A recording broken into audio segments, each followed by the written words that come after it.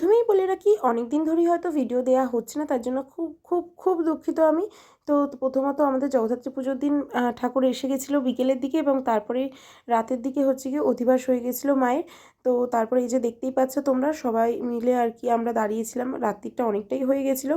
আর তারপরের দিনই ছিল পুজো। তো এই যে সকালবেলা আমি নৈবেদ্য দিয়ে দিয়েছিলাম, সব পুজোর জোগাড়ও হয়ে গেছিলো, পুজোতে চলেও এসেছিলেন ঠাকুরমশাই।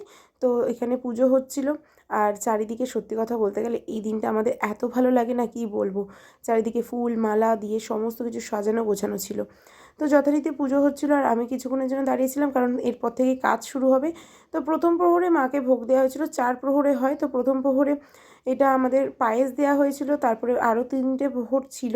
আর তারপরে হচ্ছে কি 108-এর প্রদীপ আমরা সবাই মিলে জ্বালিয়ে নিয়েছিলাম।